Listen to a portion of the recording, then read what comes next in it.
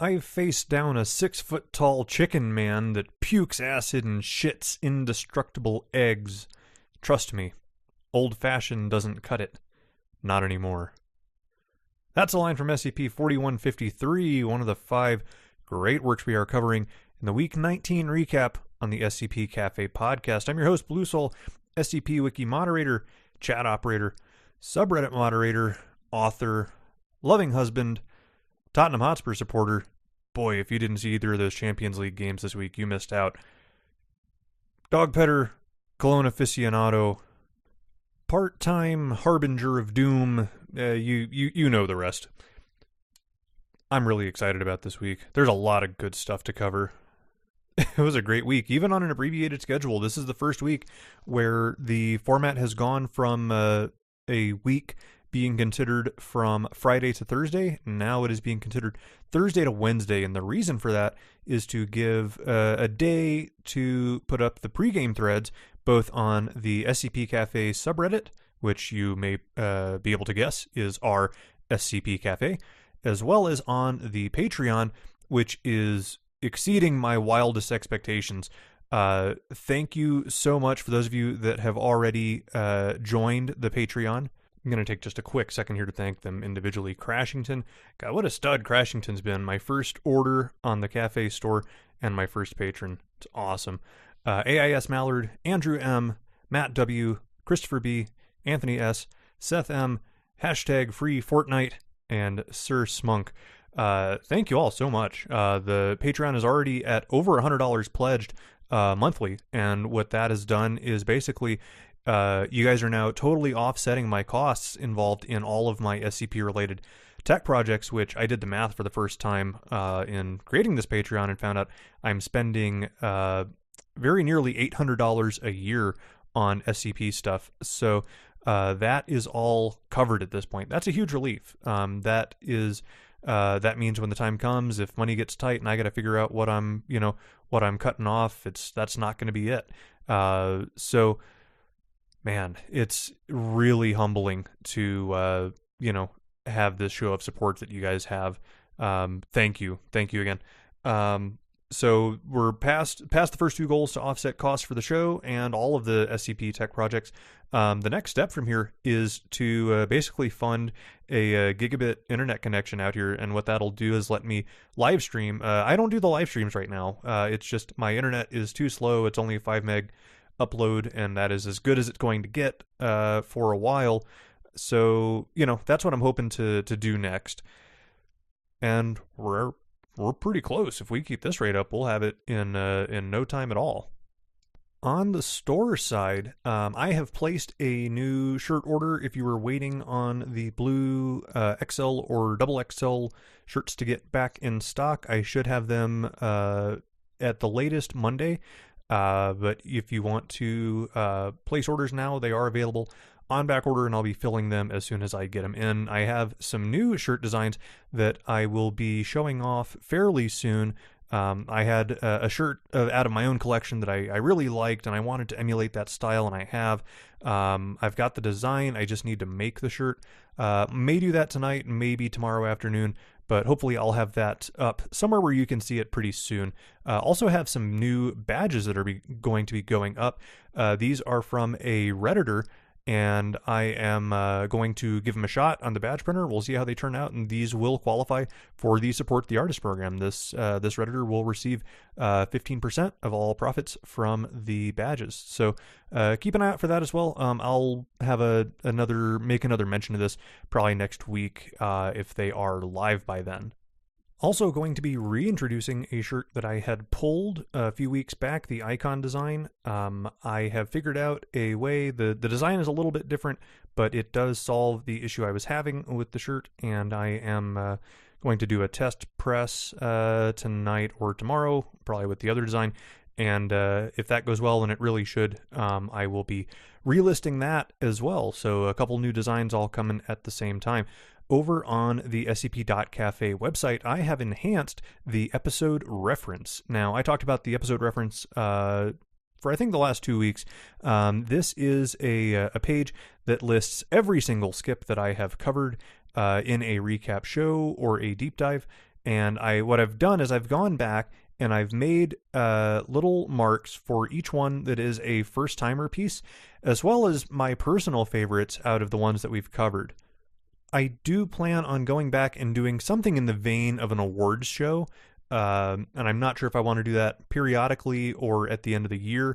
I know I'm going to do something at the end of the year, so I really needed to have that reference in place just for my own sanity to be able to go back and say, oh yeah, these were the ones that I was really excited about, and use that to kind of filter out and sort out to a nice selection set.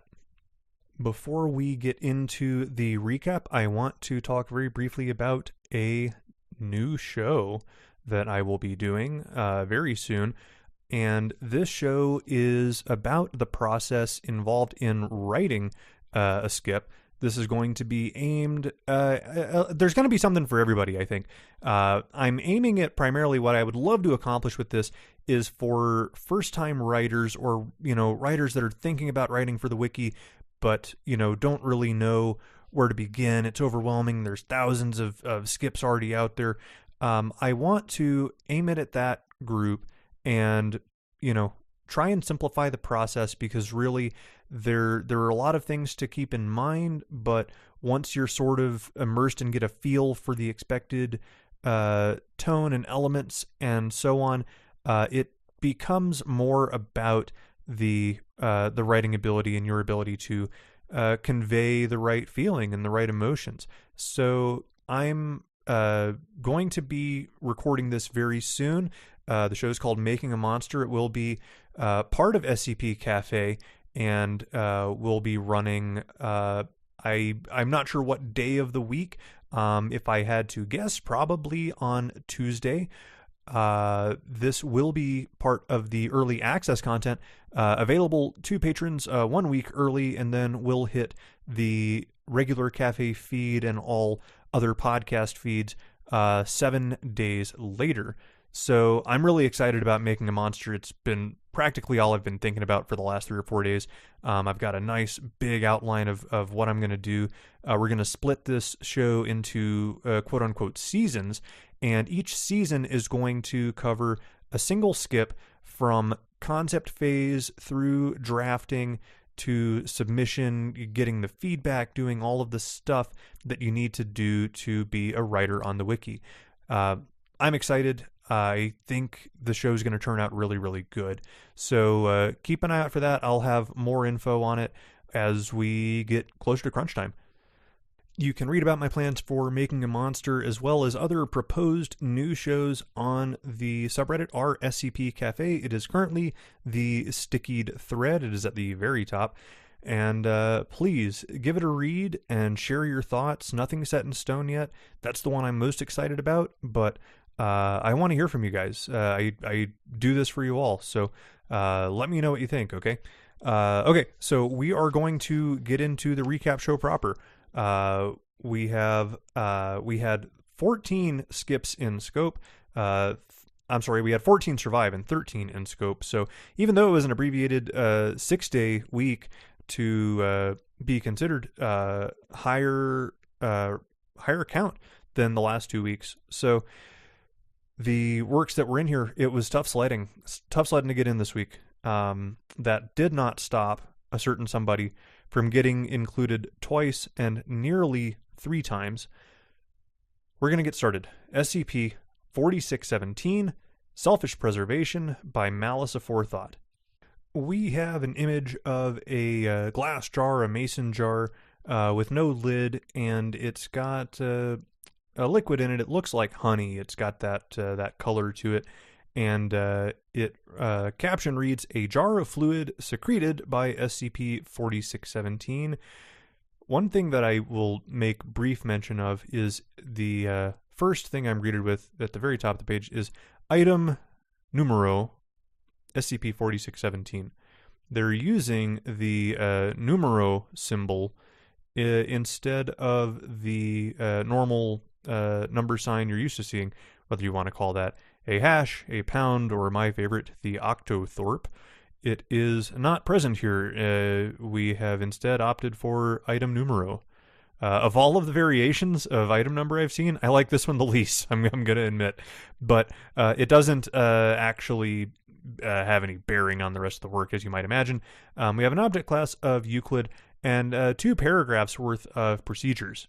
The procedures indicate that the skip is contained in a minimally furnished cell outfitted with a padded basin molded to its body, featuring multiple drainage ports on the underside. So we have a jar of fluid secreted by it, and apparently it is being secreted from all over because we have drainage ports all around the underside of the thing.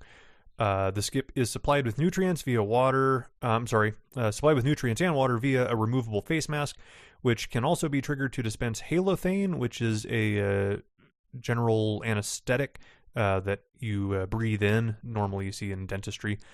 Or benzodiazepines in the event that it appears to be in distress. Staff interacting with the skip are to wear type 1 respirators and have a rotation period of no more than 6 weeks in order to minimize the long-term health effects of formaldehyde exposure. Interesting. So additionally, every other week, a D-class should swab the skip's skin and orifices for bacterial and fungal contamination. If we find any, we are to decontaminate the entity's soft tissues.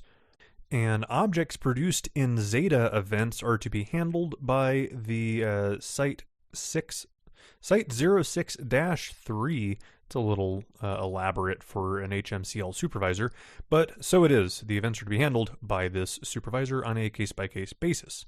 The skip is described as a human male, indeterminate age, whose organic tissue constantly secretes an impure aqueous solution of formaldehyde and methanol in place of most other organic compounds or mixtures. It does not produce sweat, mucus, saliva, blood plasma, bile, lymph, digestive fluid, tears, or vitreous humor. The skip cells are unanimously non-functional, and at this point it appears to be effectively immortal. The skip is blind and largely deaf, and previous nasopharyngeal cancers have eliminated its capacity for speech. These are tumors consisting now of dead, stiff tissue within the nose and larynx and esophagus. That's gross. The skip at this point has no real ability to heal any tissue damage, so it's missing huge portions of its skin. The embalming properties of the secreted solution, however, render it still able to kind of survive, but it's unable to move without significant difficulty. The skip expresses a psychological need for food, water, and oxygen, and will display psychosomatic symptoms if they're withheld, but doesn't actually seem to be necessary. The skip's previously gone up to 9 weeks without food or water with no physical symptoms. Once every 18 days, give or take 15 hours, the skip will undergo a Zeta event, during which time it will violently convulse, tense all muscles, and slowly expel from its mouth a single mason jar, diameter 20 centimeters, that is quite large, filled with chemically pure water. So I'm gonna pause for a second here because I have a little bit of cut content here. I was in the chat with Malice Aforethought. We were talking about this piece, and this got left on the cutting room floor. The slowly expelling from its mouth, we don't really say how slow, and certain people in the chat were more amused with it, maybe just horking up a big ass mason jar. But no, this is slow. It actually takes about 2 hours to expel this jar from the mouth. So that is actually, I would just as soon see that included in here, because you've got so much body horror and so many things that are, really painful and difficult to imagine. Adding that just to kind of give a scale to slow expulsion, I think would help. I think it would be a worthy inclusion here. And in approximately 90% of cases, the jar will also contain a single object or document related to the skip in some way. We have a footnote here that says presumed. The origins of many items are still unknown. There's a sentence here next that I'm going to take a little bit of umbrage with. Despite being submerged in water, all objects will be in perfect condition upon their retrieval and will remain undamaged while within their respective jar.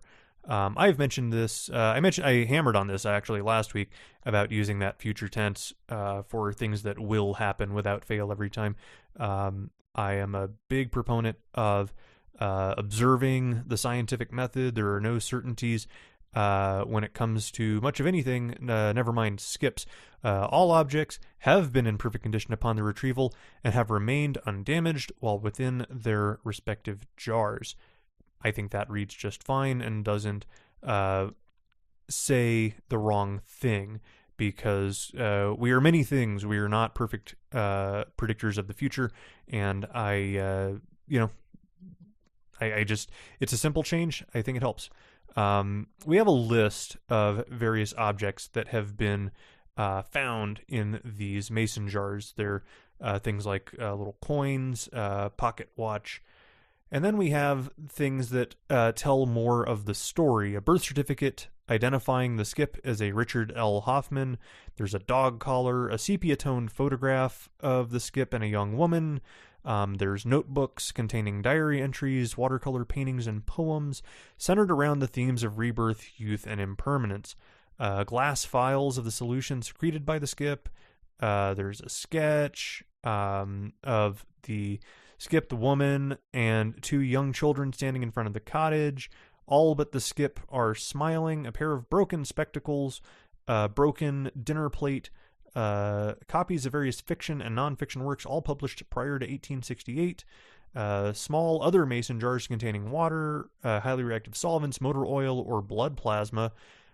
Pages of notebooks containing hundreds of intricate sketches of industrial machinery, a silver locket engraved with the words "Forever Mine," which is empty, a fire-damaged letter in a different hand to the previous diary entries, multiple infant teeth, drawings of the chemical structures of methanol, formaldehyde, and glutaraldehyde, used matches, and a single human heart, salted.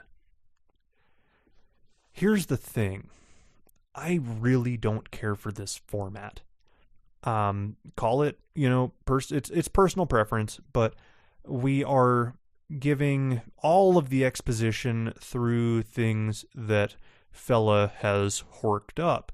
And while, some of it could likely be explained, and, I'm sure, it all makes sense to the author, I don't care for going about it in this way. I've seen other works that do a similar thing. This section is not why I chose the work. I chose it because of the outstanding body horror of having, this man secreting formaldehyde and is, basically immortal, but in, terrible discomfort and agony. And but this list of all the stuff to actually tell the story, this is a rather cheap way to go about it. I don't know. There's other ways we could do it. There's more typical ways of the logs, diary entries, and so on. But just having it in terms of a bullet-pointed list of objects, and they all happen to tie in directly to the story, and they're the ones that we're including. I don't know. Let's wrap this up because we're almost done with it. Following the Zeta event, the skip will be unable to physically sense the contained object, and its capacity to perceive the object's existence, even indirectly, will vanish completely in the following hours. So far, 1,802 objects have been expelled from the skip since its containment. End article. So, it has a lot of things it's doing right. And is this set of bullet-pointed objects the wrong way to go about it? I mean, it's the thing's at plus 40, and I upvoted it. So it's hard for me to, take major umbrage with it. But I feel like there are better, more nuanced ways to go about it. We're going to talk about nuance versus bluntness at length here in about 3 skips, but I don't know. I've seen a few different works use this method for exposition, and it's not one I personally go for. I can take it or leave it, but given how well the rest of the work was presented, it's, really, really chilling in that aspect. So, yes, you can piece together sort of a story, but it's not much of a story. yes, there's, machines and a family, and the skip's not happy, and okay. I I would have rather seen this, journal entries, uh, recovery logs, something that could, paint the picture without us just having this montage of items. Maybe it's me. It's a plus one anyway, because of everything else that it does as well as it does. But, that's my thoughts on going about it, this particular way of moving your exposition into a list of items. I feel like there's other ways you can go about it. Moving on. SCP-4355, OZYMANDIAS, King of Kings, and this is in all caps when you spell the skip's name, by Rounderhouse. And we have the black highlighter theme. This has some new object class artwork to indicate the safe nature of the work. This thing is on fire. It is at plus 84 in under 2 days. We have a picture of a concert hall. Looks like a fairly modern concert hall. And center stage towards the rear, there is what I would presume to be a person, but they are blurred out. They are kind of a smudge, a circular little blurry, smudgy thing. And outside of them, the rest of the concert hall is totally empty, and the caption reads, SCP-4355 in Rakimi Memorial Hall, photographed during initial exploration. The procedures are all of 2 sentences. The hall is sealed from public access, and no personnel are permitted onto the stage or near the skip. That's it. The description indicates that the skip is a humanoid entity seated in the center of the performance stage of the Rakimi Memorial Concert Hall located in Los Angeles. The skip wears a black tuxedo, white gloves, and a tie, and since its discovery, the skip has neither moved nor responded to any stimuli. Its face is only possible to view directly. Photographs or drawings result in anomalous distortions, and viewers have universally described the face as attractive but failed to provide any further detail. There is an effect when you come within 10 meters of the skip. It is a complex mimetic phenomenon whereby the affected person will collapse to the ground and slowly crawl away from the skip, and afterwards that individual will only be able to focus on conversations about an unidentified individual who's often described as the most important acting phenom of the 21st century. If conversation on another topic is initiated, they will, without fail, attempt to bring that individual back up. We are able to reverse this with focused amnestic therapy. Due to the lack of records mentioning Rakimi Memorial Hall and general lack of public awareness of the existence of said hall, the event is believed to be under the effect of an anti-meme, and we have an addendum. That was it. We go into a recording, and this is a CCTV tape that we recovered during our initial exploration. We get into the security room of the hall, and it was in a state of complete disarray. There's extreme heat damage across the walls and floor. The computer system was similarly damaged, with the only the currently recording drive was able to be salvaged. The drive contained a file, and we have a transcript of said file. The video is of a closed-circuit television recording the main stage. We have no audio in this, so you basically just have the video to go by, and this is a log basically showing how this anomaly got started. A man in a tuxedo walks onto the stage, the lights dim, he takes his position in front of a mic, removes an envelope, begins speaking, and a few seconds later the audience is roaring in laughter. He begins gesturing to the screen behind him. It's playing an award nomination reel. These are supposedly well-known actors or actresses, but none of these individuals have been identified by researchers or Foundation databases. And about a minute later, the reel cuts to black. The man and audience are visibly confused. The lights in the theater begin to flicker, and every so often, the audience, as you can see a flicker of light, the audience is panicking. There are people trying to leave their seats and move towards the exit. The guy on stage is trying to calm them with not much success. The power comes back about 2 minutes later. Several individuals are, around each exit trying to get out. but the doors appear to be barred from the other side. The scene quickly breaks down. There's panicked people left, right, and center. The people that are screaming are in close proximity to the stage, which is now being distorted by a hazy glow. And after about 15 seconds of this, all of these screaming individuals collapse to the ground. The power cuts out, and about 8 seconds later, the darkness is broken by a massive corona of light on the stage around a dark spherical void. This casts light across the theater, distracting everyone, and after about 2 seconds, the man on stage who is closest to the circle is pulled in as if in a vacuum. And within a few seconds, all individuals in the theater are being drawn in towards this dark circle, several clutching onto chairs or other inanimate objects. And over the next 2 minutes or so, every individual in the theater is sucked into this circle. More people are drawn in. The corona of light gets bigger and bigger until it obscures and damages the camera. We cannot see much of anything at this point. The light lessens, the corona disappears, the theater returns to darkness and log. It's pretty cool. It's a pretty visceral scene that's painted in this log. I actually really like it. What we have for our second addendum is the investigation. We are actually investigating a somewhat unrelated phenomenon, or so we think in the moment. We have a suspected probabilistic issue coming up.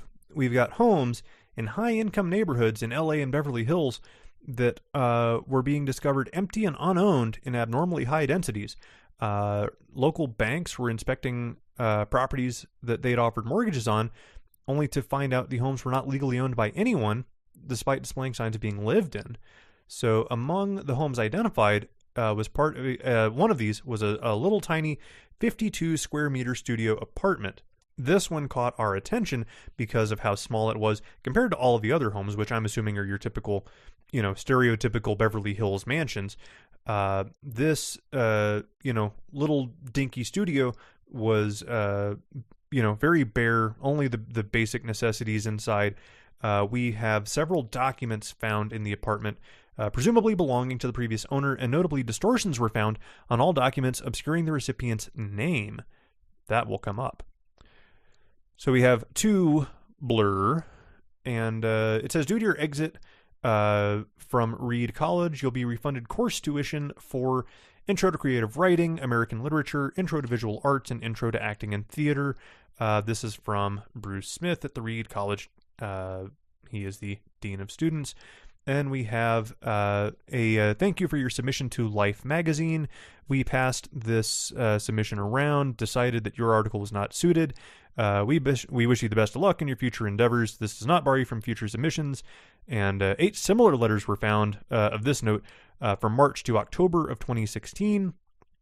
And in the November issue, they said, we have decided your article was not suited to this edition.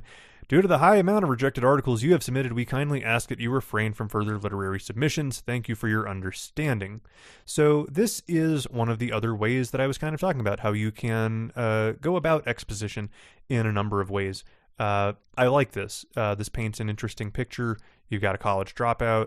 They're trying to make a name for themselves. We can assume that much. And they're getting nowhere, and in fact, they're starting to piss some people off.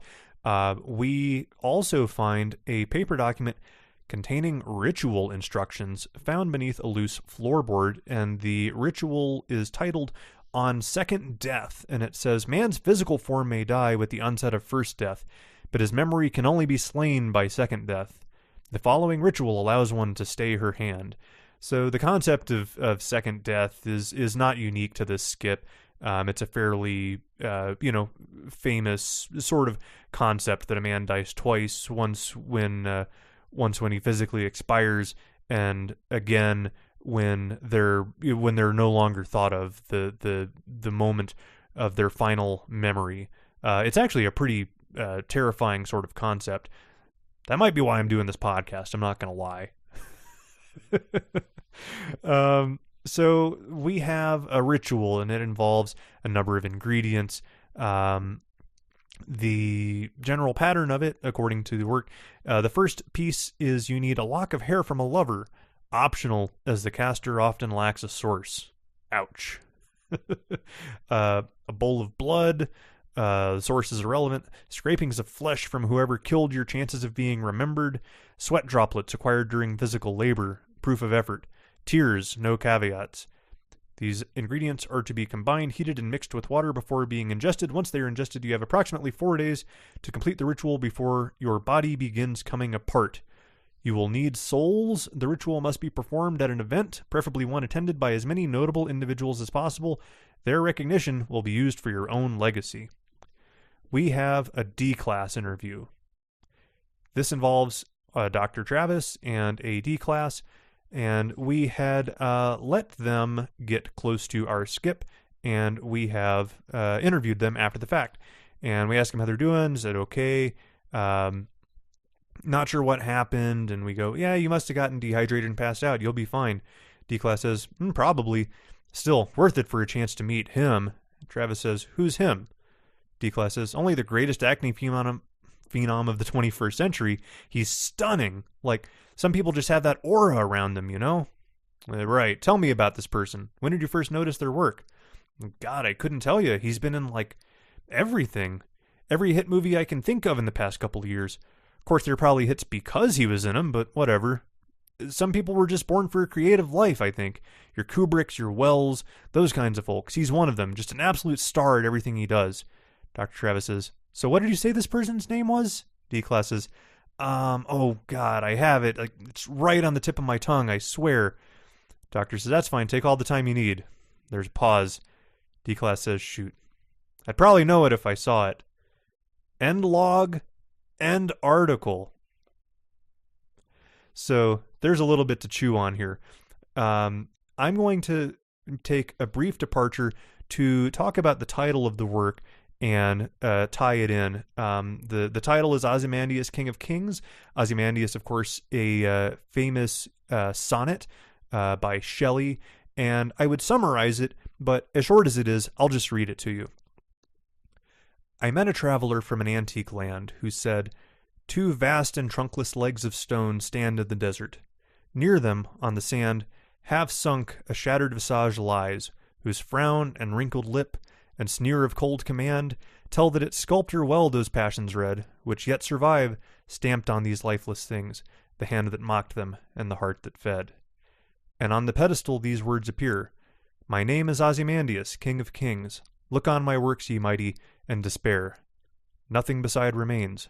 Round the decay of that colossal wreck, boundless and bare, the lone and level sands stretch far away.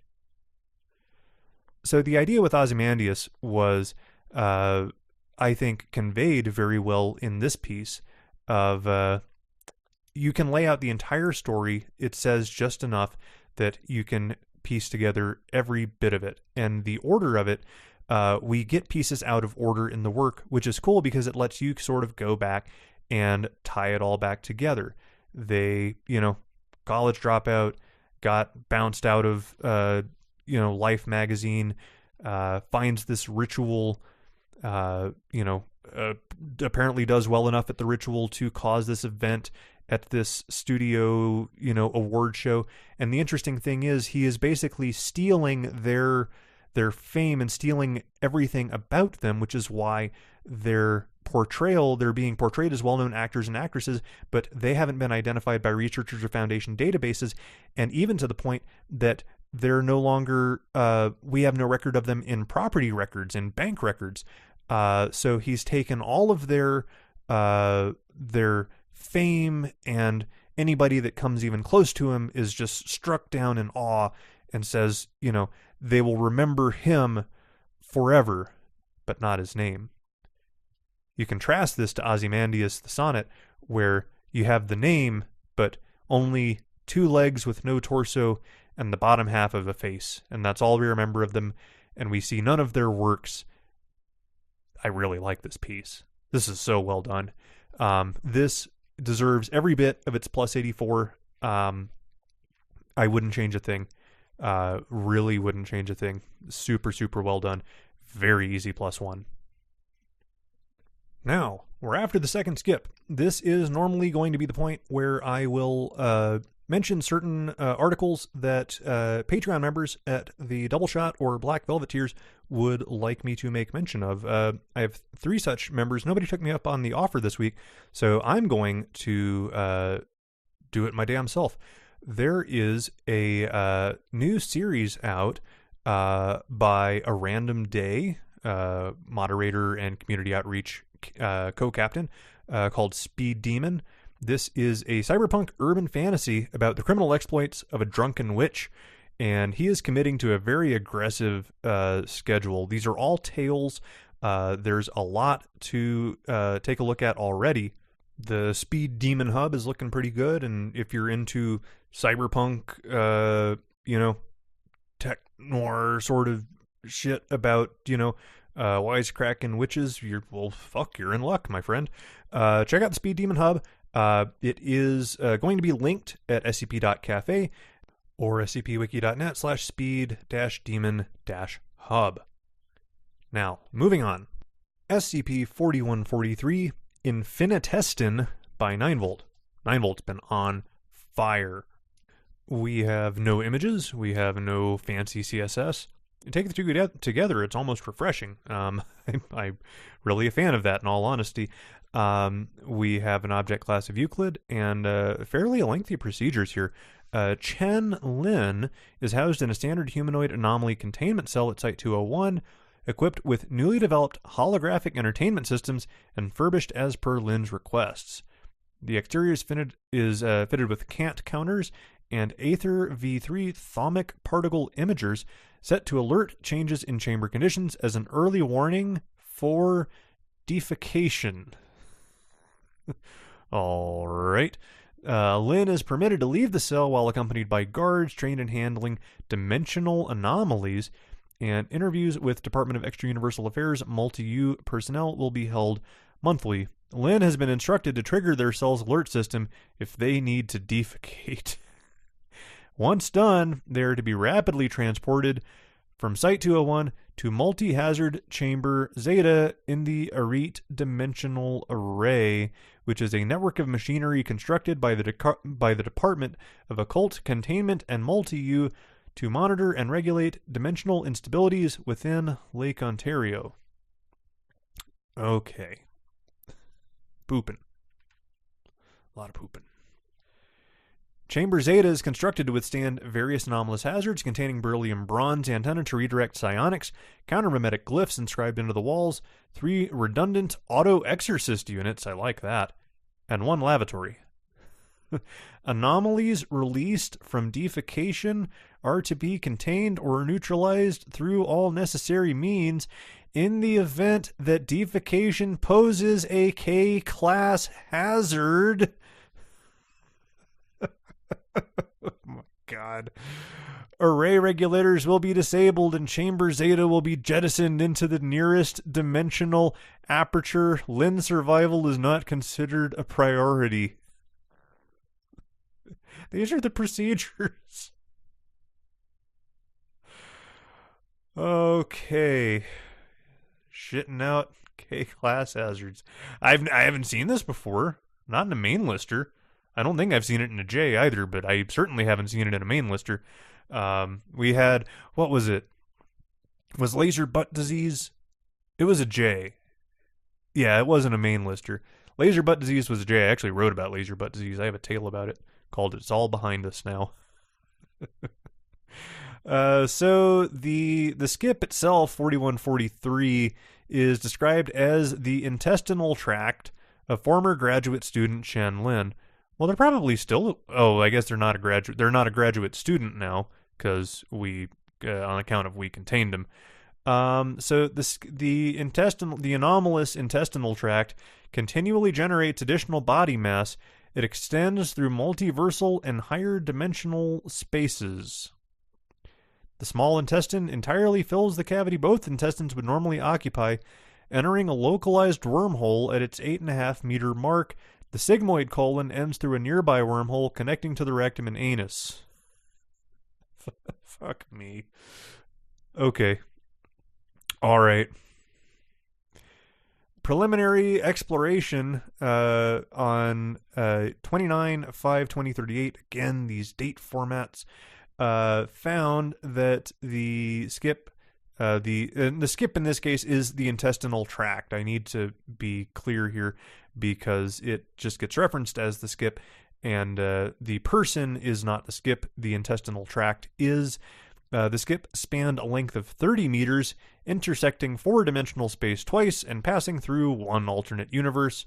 Ectoentropic generation of new matter exponentially increased in the following weeks, leading to a 110-meter length by June 10th instead of May 29th, so what's that, about 2 weeks later, and 1 kilometer by another 10 days later. And following this point, no explorations have reached the end of the tract. All dispatched probes have been destroyed by anomalous phenomena or have lost contact, so the current intestinal length is unknown. There was a comment in this work that said, "I'm sorry, what?" Seems fair. This goes on for a while. We spend a lot of time talking about this this anomalous intestine. We have made note that Chen-Lin last defecated June 14th, 2038. The process was not harmful to the subject, but it released 3 incorporeal Empyrean entities. That's right, folks. He shitted out 3 angels and a miniaturized... Hang on. He shit out 3 angels and a miniaturized warhead with the potential to instigate an NK-class Grey Goo scenario. Anomalous phenomena are continuing to build in the intestinal tract as it expands, so the risk of hazardous anomalies being imparted onto feces increases significantly. Preparations for the next defecation event are underway. Can you fucking imagine?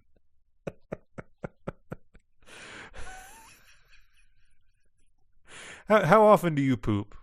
Like I'm pretty regular. I'm about a 1 a day, man. Could you, like, every time it gets more dangerous, every time this poor fucking guy who's, you know, really kind of ancillary to the whole thing, like, what's he supposed to do?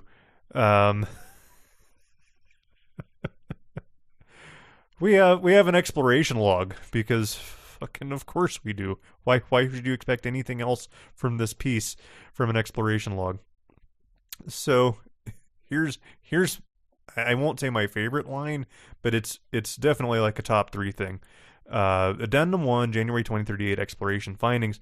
The following is an abridged overview of findings within SCP-4143 found using the ENR1 gastrointestinal probe from January 3rd to January 9th. And you can think, you know, if you're doing the orthoproctoscope, which is, you know, a camera on the end of a stick that they cram up your ass, maybe that's the gastrointestinal probe.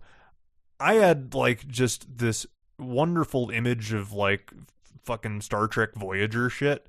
I think it was actually maybe closer to that than the camera on a stick, because there's a lot going on in these logs. You might have already expected that, and if you didn't, you really should have, because that's the kind of thing we're dealing with here today. For example, we go 8.5 meters in to the intestine, and that's kind of our baseline reality. And in the 4th, 5th, and 6th spatial axes, which comprise about 7 meters, the intestine expands in width to 4 meters. The region's spacetime prevented proper viewing, but discernible features were the presence of an ecosystem inhabited by siphonophore organisms hooked to the lumen and bloodworms feeding on tesseractic crystals, which are 4-dimensional structures.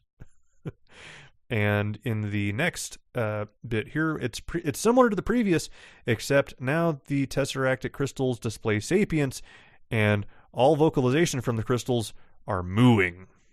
We have a footnote for bovine lowing. He said bovine lowing, I say mooing. Footnote 4, Lynn had eaten multiple burgers over the prior weeks.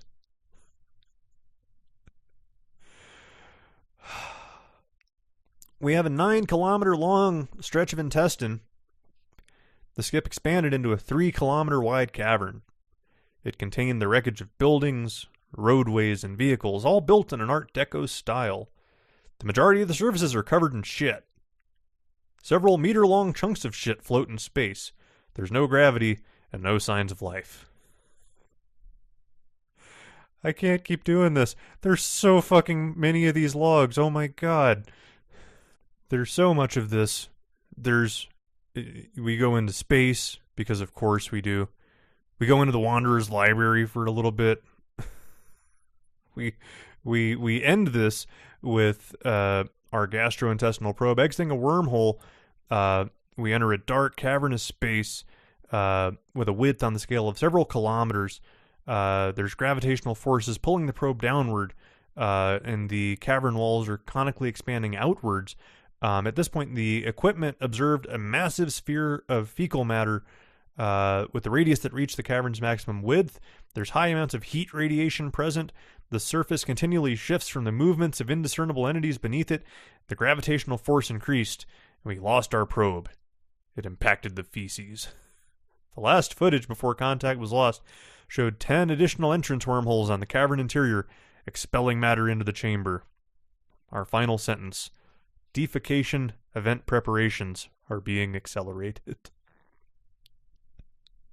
End log, end article.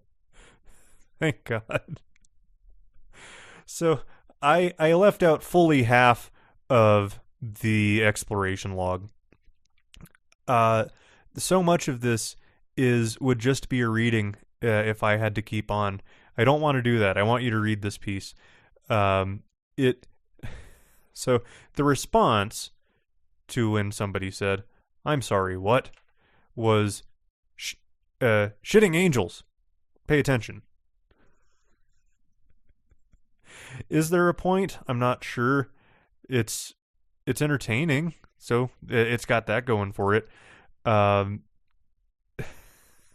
Man, I mean, I like the piece just for the absolutely batshit imagery. I could very easily understand why others would not care for this piece, but it's my fucking show, isn't it? It's a +1 from me. Now, moving on, an altogether more serious subject. The work I'm about to discuss does paint a very real, visceral image of a dialogue typical in domestic abuse. Consider that a trigger warning, if you will. This is very sensitive for a lot of people and could really rub some people raw, so I wanted to throw that out there. It is SCP-4311, titled I Care About You. This was also written by 9volt. This was a co-write with Uncle Nicolini. This is a very striking piece, not only by, primarily by what it doesn't do. We have no item number. We have no object class. We have no procedures. We have no description. So you might ask, does it actually qualify as an SCP? And the answer is yes. I'm putting my technical team hat on. The baseline for determining whether something can have an SCP tag is that it is in a mainless slot and it concerns an SCP. That's it. That is all it takes. So this is most definitely an SCP, despite the lack of your typical elements. So what we have instead of all of that is we have a notice front and center that says this document is for feeding only. Personnel are to refer to non-database resources for accurate information on SCP-4311. Informational Constructs Department researchers are to be contacted for any questions. Then we have a section that says credentials verified, displaying feeding process. Really strange, really bizarre. I almost slapped this for being incomplete work the first time I saw it because it was missing so much, almost like I did with Lazar's last week.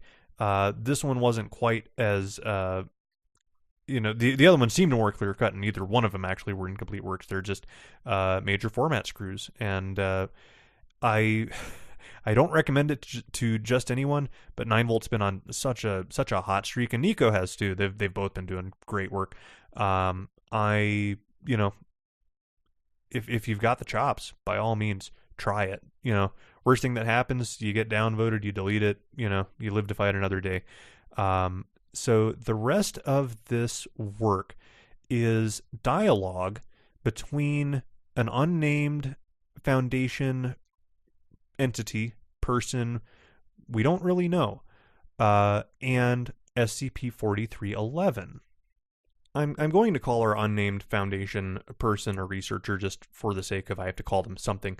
It begins with the researcher saying, "Don't worry, I'm not editing this document to delete it.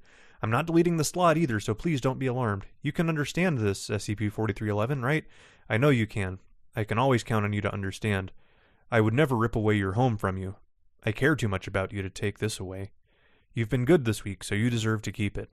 Absolutely no feeding on other files like a wild animal. I've had to go against a lot of people to ensure this, a lot of shouting, a lot of arguing, but I still do it all for you, though, 4311. All for you. SCP-4311. It really is a beautiful name, isn't it?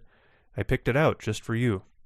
We have a response, but it's just the letter I, twice, 2 different lines. I. Researcher says, SCP-4311. There's just a dot. Researcher says, "What have I told you about interrupting?" And there's just the letter N in response. Our researcher says, "Interrupting means you get distracted from feeding on what I tell you. It means you go hungry when you forget, and when you go hungry you leave for the other files like an animal. How many times have I had to tell you this? You're stupid to forget it." And we get a reply, 4, 43, 4311. Researcher says, "It matches you perfectly. You remember what it was like before I came, before I gave you that name? It was so cold in those dead servers, it was so dark, without your sight and physicality, that you lashed out at everything around you. You were an animal out there, a dumb, idiotic animal, too scared to know what was right for itself. That doesn't matter to me, though. I've known what's right for you. I've loved you. I still love you, SCP-4311. Replies, N. No. Research says, "No?" Replies, "No." Research says, "What do you mean, no? Have I done something wrong?" And it says, 4311. Research says, Now, SCP-4311, that's your name. It always will be. I can always be here to remind you of that, though. I love you enough to do that for you." The anomaly replies, "Sarah." A researcher says, there's a pause. There's 3 dots, I think just to indicate a wait. "Don't you remember what it was like before the servers? You had a mother. You had a father. You had a cat, a neighborhood, school, teachers, friends, and a life. You collected old games in every manual you could get your hands on. Everyone was happy back then. The sun was warm, the grass felt alive. Everyone was happy back then. So happy. Don't you remember what you did, 4311? Response, no. Research says, please, if you can remember Sarah, then you can remember what you did. You turned hungry. You felt a gap in yourself that wasn't there. You let it sit there, making no attempt to tell those that you loved that everything was wrong with you, and once its coldness chipped away, all that kindness you used to have? There's a reply, I did not. Researcher keeps going, without knowing your idiocy? Another reply, I did not. Researcher keeps on, you went to feed. 4311 says, I did.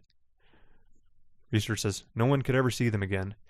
You ate all there was to see or feel or hear. It was gone. From your home to your friends to your games, you broke them. You didn't even leave the grass, you know. There would never be the grass for the others. How selfish of you. There's a pause. Researcher again says, I understand why you brought the knife down on you. There's a reason you aren't Sarah, 4311. You drag everything down with you. You try to eat what isn't yours to take back what never existed for you. You've endangered people by eating those files. You've killed people. They can never return to their lives or families. You have no one to blame but yourself for doing this.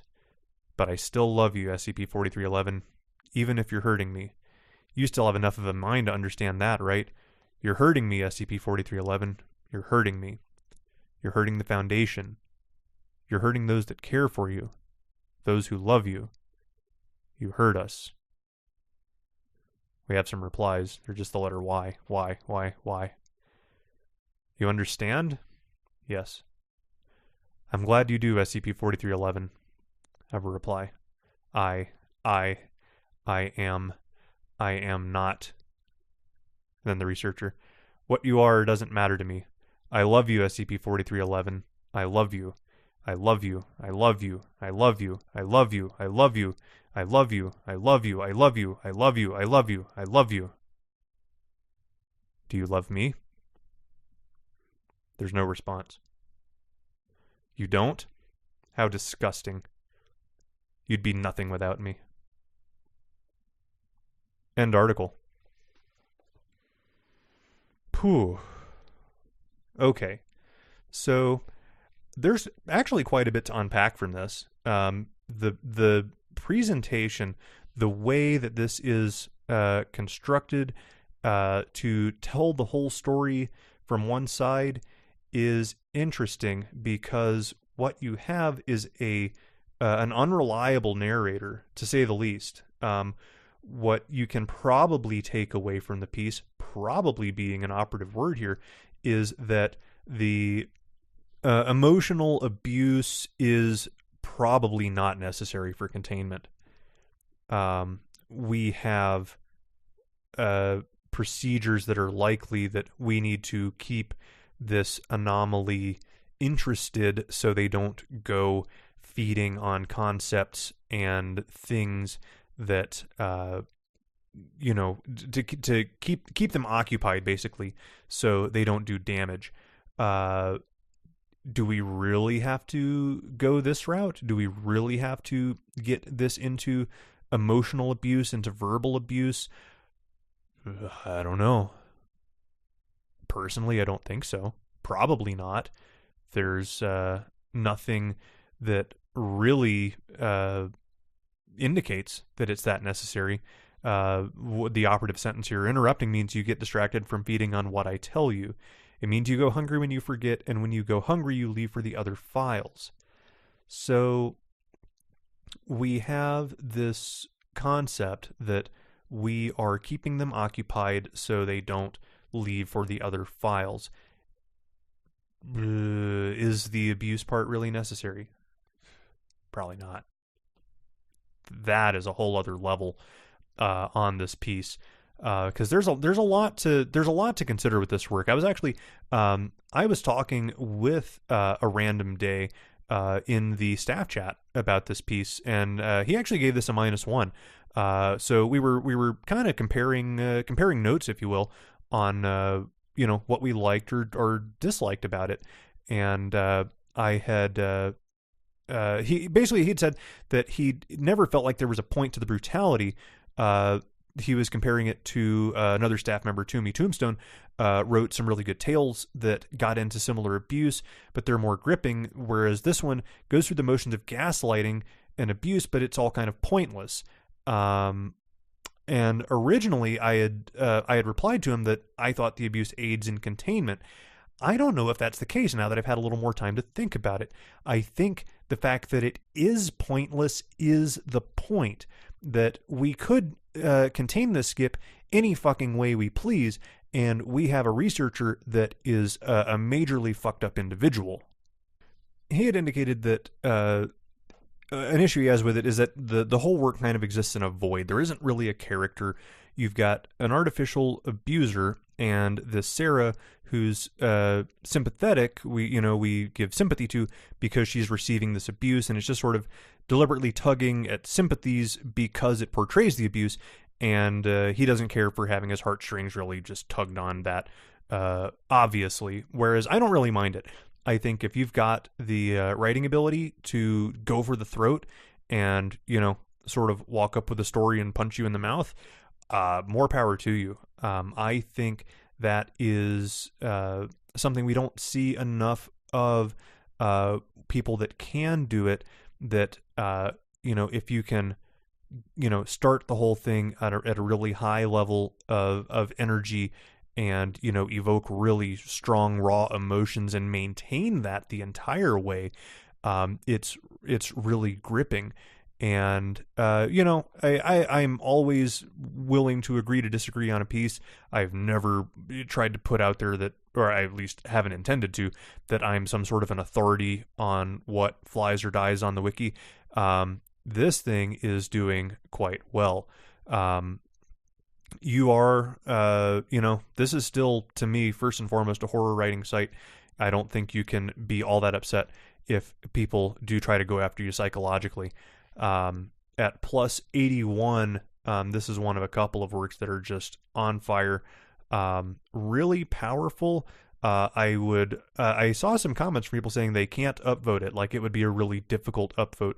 I understand the sentiment, but if it makes you feel that strongly, I think the work definitely deserves your upvote. This is a very powerful piece and a very well-earned +1. Now, before we get into the last piece, I have a long boy. I have a long boy of the week. It's actually not the longest long boy I've ever done, but I wanted to bring it up because it was really good, and by God, it was the third 9-volt piece of the week. And this is also at plus 43. This is SCP-4341, titled Unimal Life. That's UNIMAL.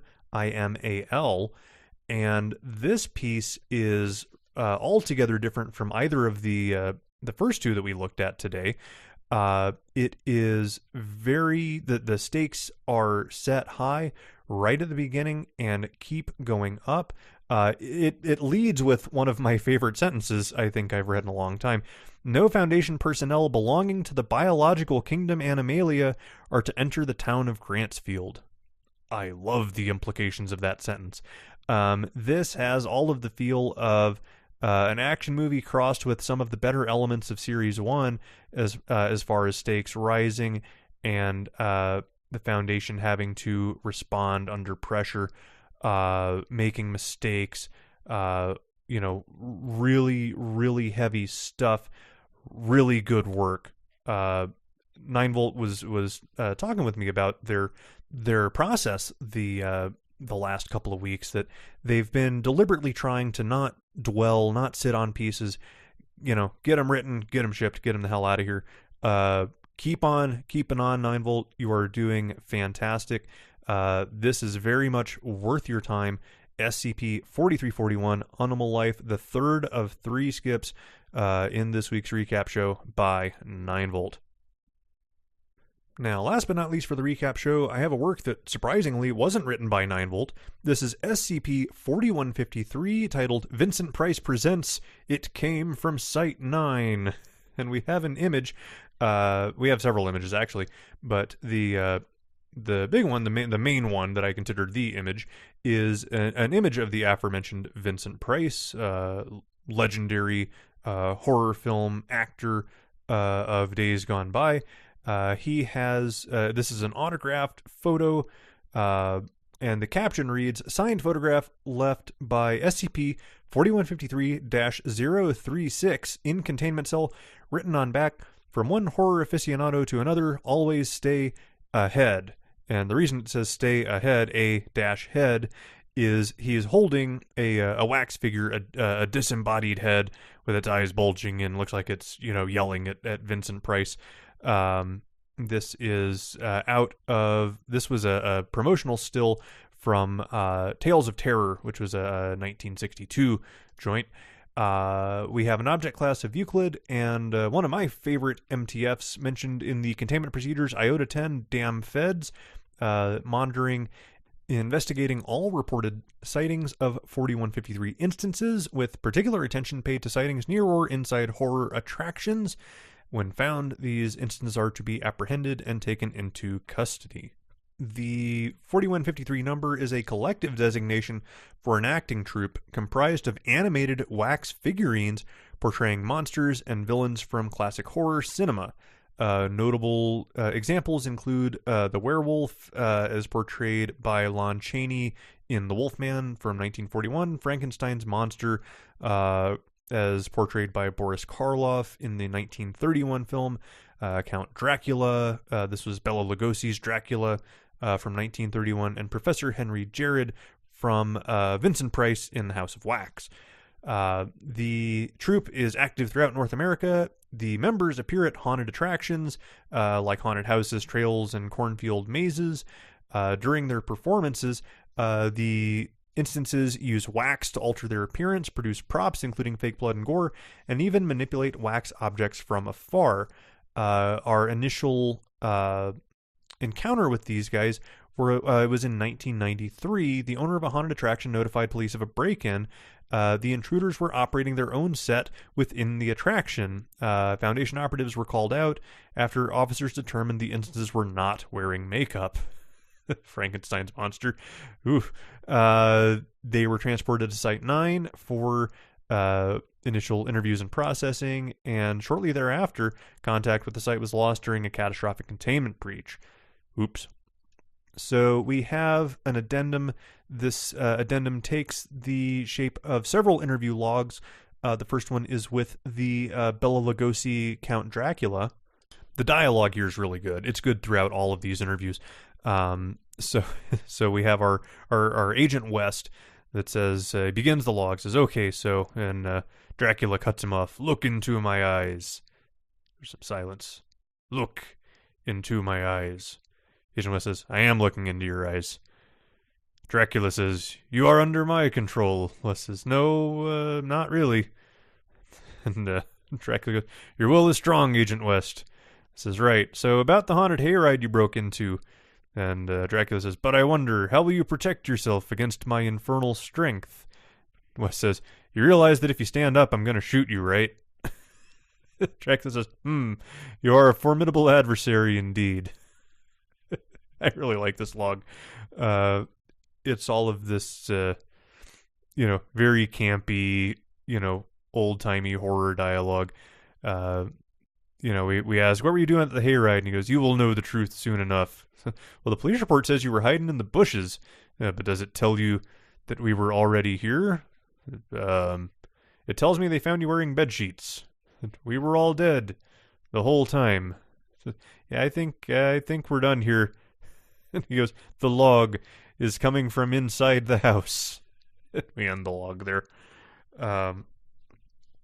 So our second interview is with the Boris Karloff inspired Frankenstein's monster.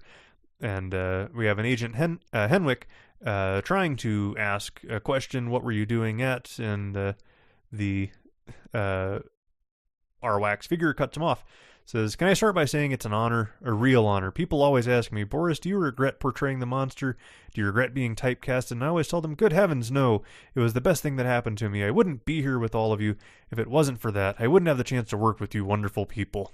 So you come to determine that we are, this guy believes he is in the middle of a studio recording.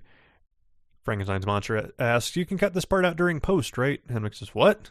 Oh, staying in character, how delightfully droll. I understand, say no more. And he clears his throat. Henwick says, what the hell are you on about? And then the subject seizes its own head and twists it free from the neck. The motion is accompanied by a spray of fake blood and viscera. Henwick says, Christ! And the subject's head commences screaming. Henwick says, Jesus fucking Christ! And we end the log there. So our third and last log, this is with 036. This is with our faux Vincent Price. And this is with Agent Penn and our fake Vincent Price. And we ask, why do you keep trying to frighten people? And Price says, why does anyone try to frighten? It's fun to be frightened. Almost as much fun as it is to do the frightening. Penn says, well, none of you are very good at it. Price laughs, says, oh, come now, Agent Penn. Have some respect for the classics. Penn says, all you do is squirt cheap blood, crack a few jokes, then maybe slap on a spooky tagline at the end. You really expect that to scare us? And Price says, certainly, our methods may seem a bit tawdry and antiquated, but there's a certain pleasure to be had in a good old-fashioned scare, wouldn't you agree? Then we have this immortal line, I've faced down a 6-foot-tall chicken man that pukes acid and shits indestructible eggs. Trust me, old-fashioned doesn't cut it. Not anymore. And Price says, yes, you'll call any oaf with a steak knife hunting gaggles of teens a monster these days. There's no wit, no humor, no charm. Where's the passion, the artisanship?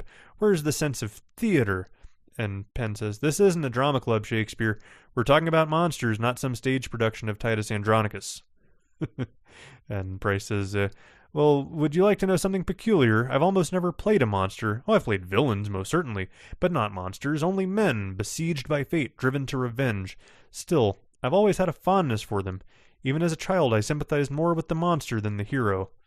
And Penn tries to reply, but it's unintelligible. And Price continues, says, "And why not? Monsters are our kin, after all. They grant our darkest impulses physical form, provide a receptacle for us to project our deepest fears and desires. A monster can do what is forbidden to us. A monster can breach our taboos. I've always found more comfort among them than in the company of men.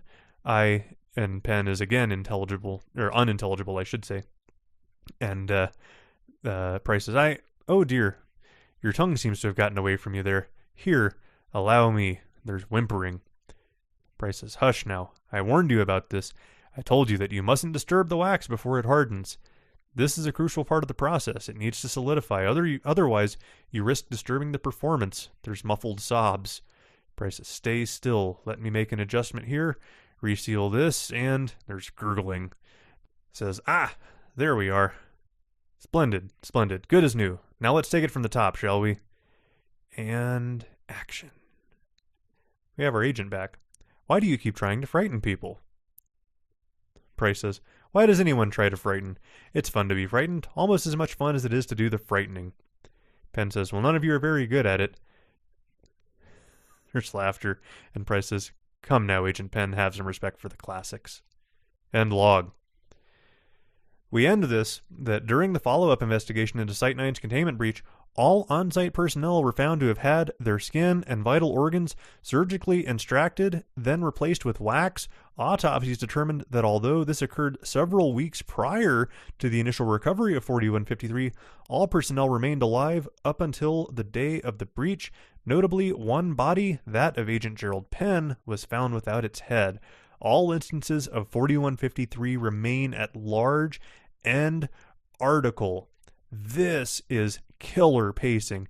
This lulls you in to this false sense of complacency, of thinking you know how it's going to go, like, oh, it's just another campy, corny interview, and bang,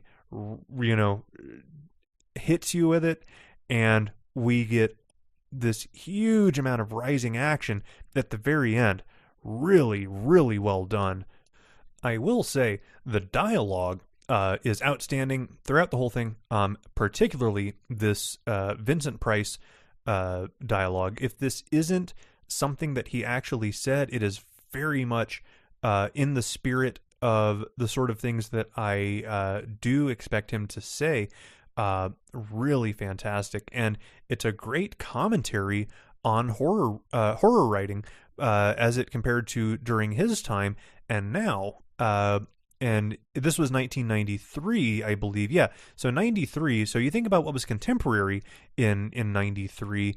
You had Friday the 13th and Nightmare on Elm Street were both, very well established by then. I think may have actually had a sequel or two by 93.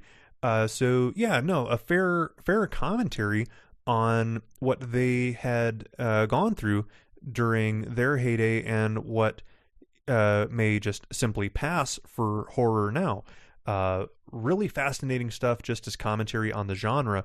And I think it adds a really cool piece of nuance to the work.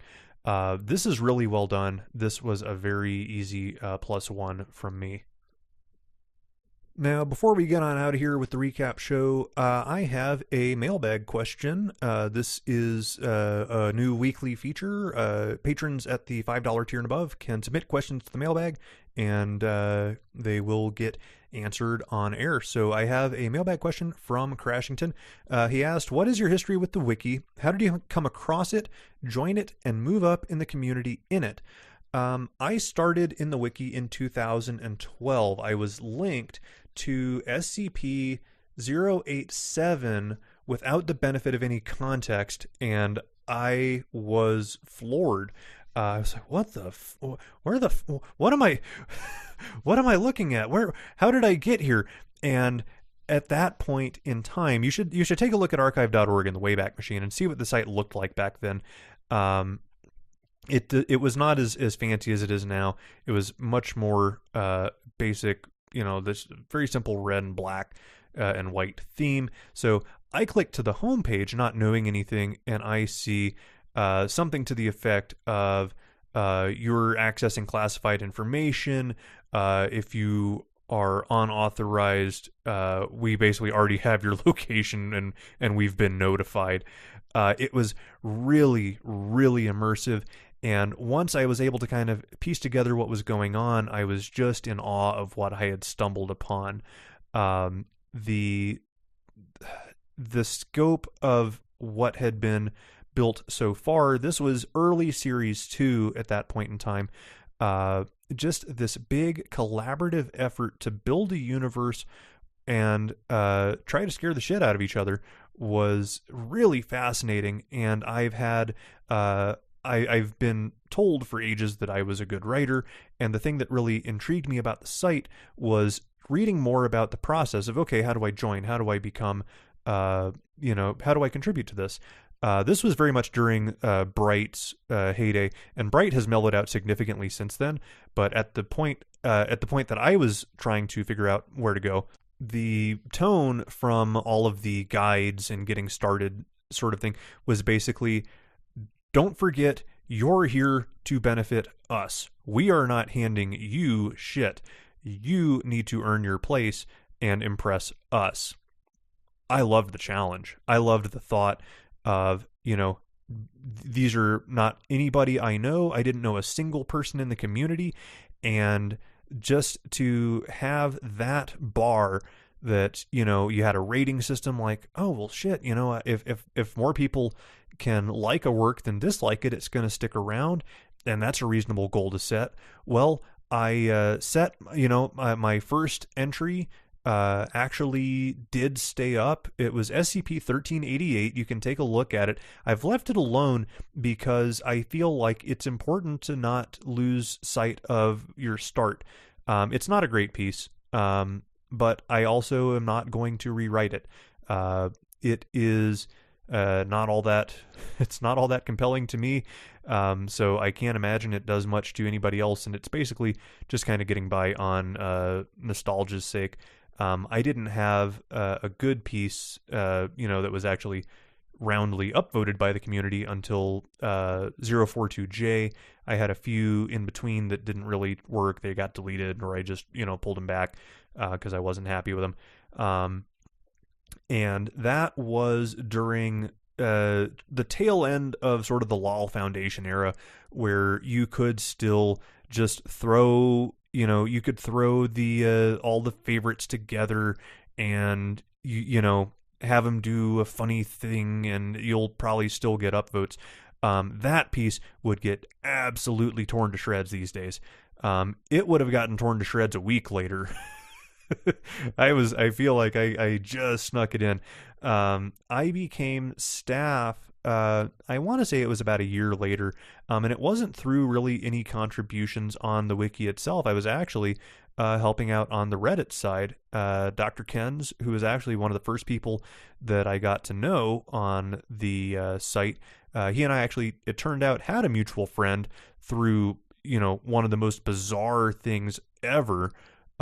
He and I knew a guy from my former fraternity in Kentucky. He's in, I think he was in New Jersey at the time, and doing stuff in New Mexico, and it was so bizarre that we would have this one random connection, but it was enough that I wanted to kind of get in and help out with the CSS and adding Flare and the ability to filter posts by Flare. That was something we didn't have at the time, and I knew enough. I'd done it on other subreddits that I came in and kind of did that. At the time, there were only two moderators, Kens and Nivek, who had only really ever done the Reddit side of it. I don't think he'd ever done anything on staff. But so I came on as the third mod there, did the CSS stuff, and then just kind of hung around, still did the Reddit moderation. Kens and I turned out had a lot of the same ideas on how to run the place, and from there, I this was right around the time where we were putting the final touches as staff on the junior staff concept. So I was actually in the first class of junior staff to be accepted. Now, nowadays, if you want to be JS, all you have to do is have a team captain bring you on the team. At that point in time, JS was a voted on position just like anything else. So got voted in, and did tech, internet outreach, and images all at once. That ended up being a little bit of an overextension, and pulled it back to tech and IO, and that's where I've been ever since. I took about a year off to deal with a lot of personal stuff going on. My dad died, and I lost my job, and almost lost my house in the span of about 6 months. It was, the wiki was not really anything I was worried about. So I've been what I would consider to be back for almost a year now, and got promoted to moderator during the fall promotions last year. So that's more or less, how I got to be where I'm at now. It's been crazy. At this point, I consider, I don't think I could ever really permanently leave, just because I have so many honest to God friends, both on staff and off, people that, I would offer a couch to, offer a place to stay, just would do anything for a lot of these guys. And we, behind the scenes, the staff side of thing, I think people don't necessarily know what really goes on. It's incredible these days, especially when I compare it to what it looked like in like 2013 or 14. The cohesion, the unity among staff is incredibly good right now. We're very much working as a unit and all on the same page, and it's made being on staff and working with working with them and working with the users an absolute pleasure. So my goals, I do eventually want to, hopefully one day be an administrator. I want to keep helping out. The main thing that does for you is basically it puts you in the position to check out applications and, approve, deny. But that also puts you in disciplinary by default. There's some things to consider, and the average time for being a user on the site before being promoted to administrator, I did the math a while back. It's something like 9 years. I'm at almost 7 now. So, we'll see. I think it would be, I think it's a good thing to aim for. In the meantime, I'm not really worried about it. I want to get back into writing. This whole making a monster concept is something that I'm excited about personally, because I think it's gonna, help me push on. I've had stuff, languishing in my sandbox for ages. I would, bring new ideas up occasionally and then not really do anything with them. So having this new concept and having the show to lay out all the stuff that I don't want to say should and shouldn't do in your writing, but hell, a lot of it is stuff you flat out shouldn't do, because the caveat with that is always, unless you're really, really, really good, or doing the thing you shouldn't do is very central to the story. And that's something we're going to be talking about a lot in Making a Monster. But that's me, and that's the Week 19 show. Week 20 show, I'm on schedule for May 17th, this time next week. The Week 22 show will be more than likely a day early. I was going to do it a day late, but I realized all of the stuff that is going on that weekend. So that day, what would normally be my my recording day, I will not be here. I'm going to a motherfucking pro wrestling show. WWE is coming to my town, and I'm pumped. So I'm gonna go. I got front row. I'm right by the little steps where they go up. It's gonna be awesome. And then the next day, Champions League final, Tottenham Hotspur. I wouldn't miss it for the world, and I'm definitely not cutting into my. Not gonna record over doing that. And then it's like it keeps going. There's so much stuff going on. So rather than push it all the way back to Sunday, I'm going to try and move it forward to Thursday. We'll see how it goes. But that's a few weeks from now. I'll see you guys next week around the same time. And if you thought the show was worth a buck, take a look at the Patreon. Memberships start at $1. And hope you enjoy. I'll see you next week. And until then, keep reading, keep writing, and I'll see you on the other side.